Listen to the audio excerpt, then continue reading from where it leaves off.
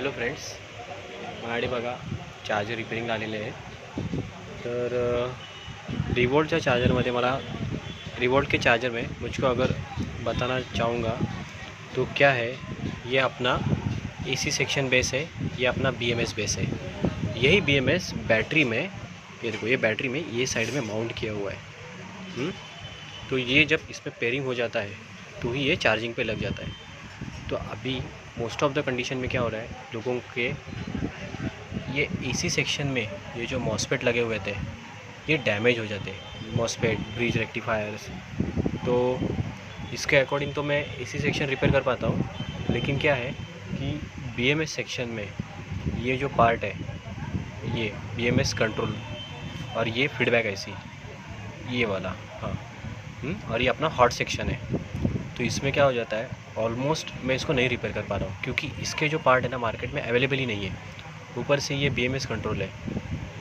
अभी ये वर्किंग कैसे करता है, जब अपन चार्जिंग पे लगाते हैं तो सबसे पहले अपना एसी सेक्शन का रिले चालू हो जाता है, जो बल्कि यहाँ पे, उसके बाद में एसी सेक्शन चालू होने के बाद में ये बीएमएस को जाता है. बीएमएस चेक करता है कि बैटरी अटैच है कि नहीं.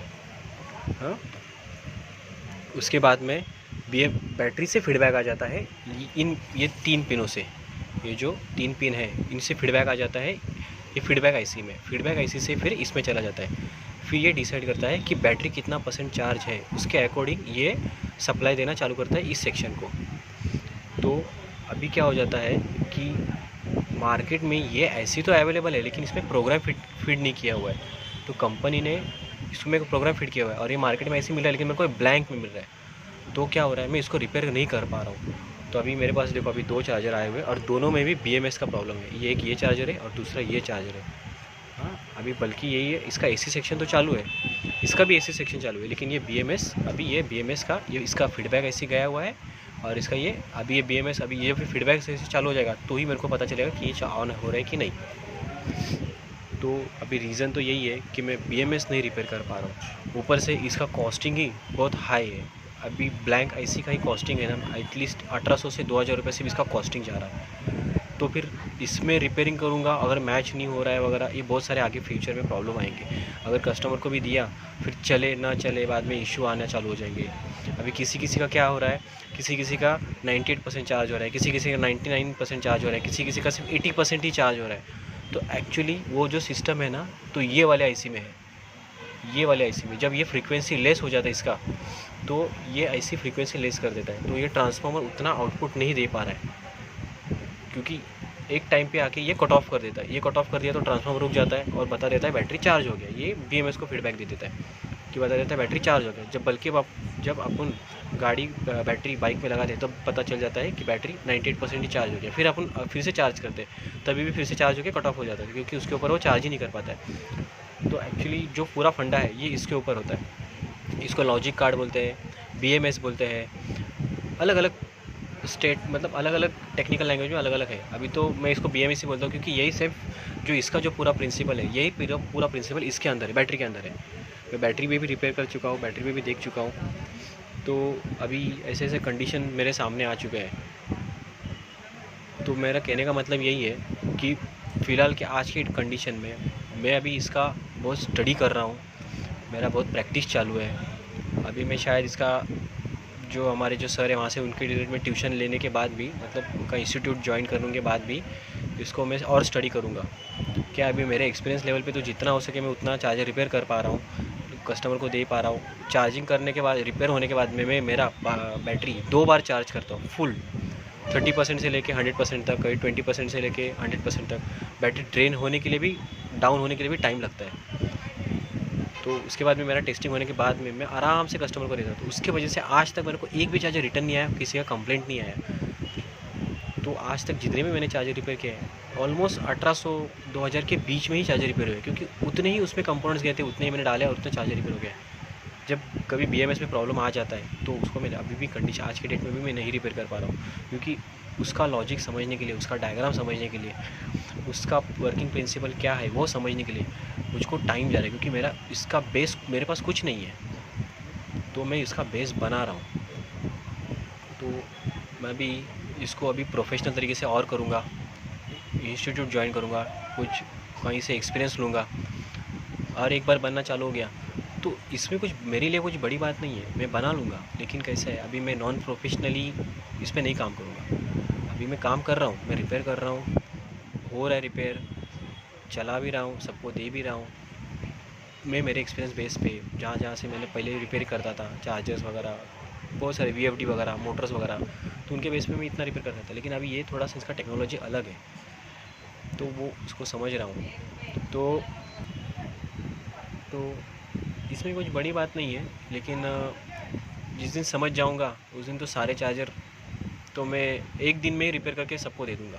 एक दिन, ज़्यादा से ज़्यादा 2 दिन। एक बार मेरा बैटरी टेस्टिंग करने के बाद भी, या तो उनका ही बैटरी में टेस्ट करूँगा। तो यही कहना चाह रहा हूँ कि हमारे पास कहीं से भी चार्जर आ जाते हैं। अभी पुणे से आ जाता है, कभी अपना हरियाणा से, गुजरात से, अभी पूना से, उसके बाद में चेन्नई से, हर जगह से मेरे पास अलग अलग टाइप से चार्जर आ जाते हैं। तो मेरे को भी डर लगता है, क्योंकि इतने लंबे से चार्जर आते हैं, बंदे ने इतना ट्रस्ट रख के मेरे को पास चार्जर दिया हुआ है। तो मैं मेरा 100% तो उसमें देता हूँ, बन जाता है। लेकिन कभी कभी नहीं बनता है, क्योंकि उसमें ऐसे क्रिटिकल इशू हो जाते हैं। और बना भी दिया तो क्या पता वो कब तक चलेगा, क्योंकि मैंने मैन्युफैक्चरिंग नहीं किया है, मैं इसको रिपेयर ही करता हूँ। तो उस कंडीशन में आपको वारंटी में है तो सर्विस सेंटर ही दीजिएगा, वहाँ से आपको चेंज करके रिप्लेस करके मिलेगा। थोड़ा टाइम जाएगा, आपको वहाँ से मिल जाएगा, क्योंकि इसमें इतना कॉस्ट है, आप खर्चा करोगे 3000 2500। हाँ, तो मेरे को भी इतना वेस्ट लगता है, क्योंकि वो रिपेयर करके बाद में उसका लाइफ कितना है मेरे को भी नहीं पता। तो जो मैं डालता हूँ उसका लाइफ मेरे को पता रहता है कि हाँ एटलीस्ट भाई बंदा ये 1.5 साल तक चला लेगा, क्योंकि वो पार्टी में उसी कंडीशन में उसी क्वालिटी में लेता हूँ। तो मेरे को भी बेनिफिट हो जाता है, कस्टमर को भी बेनिफिट हो जाता है, और क्योंकि उसका लाइफ ही मेरे को उतना मिलता है।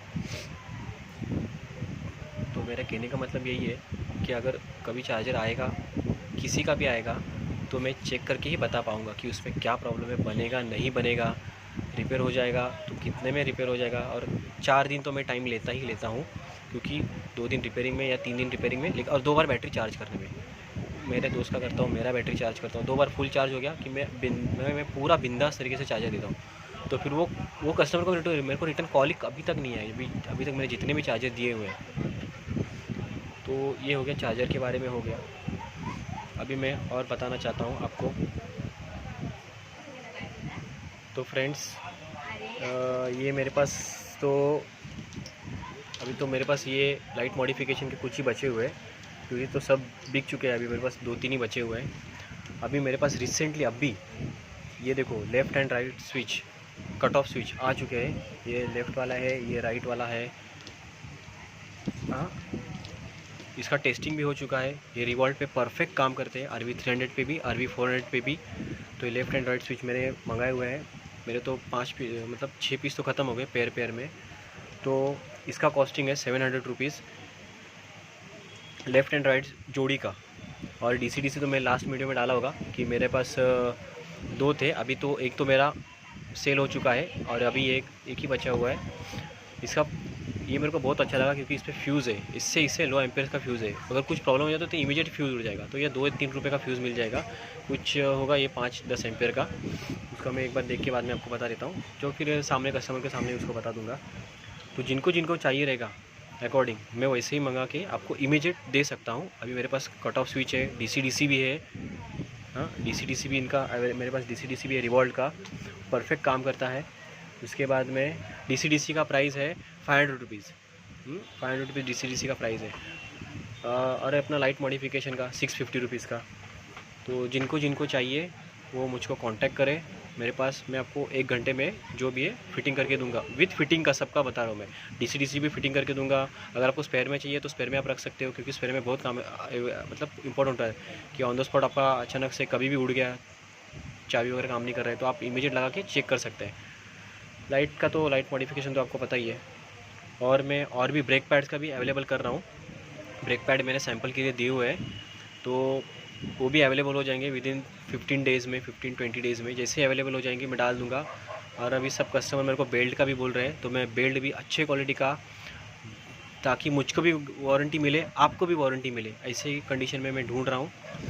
एक बार फाइनल हो गया तो उसका भी मैं वीडियो बनाऊँगा, और फिर आप मुझको कॉन्टेक्ट कीजिएगा तो मैं आपको दे पाऊँगा 1 घंटे में। ओके, तो थैंक यू फ्रेंड्स। मेरे वीडियो को लाइक कीजिएगा, सब्सक्राइब कीजिएगा एंड शेयर कीजिएगा। मैं आपको ऐसे ही रिवॉल्ट के बारे में वीडियोस लेके आते जाऊंगा। और थैंक यू फ्रेंड्स।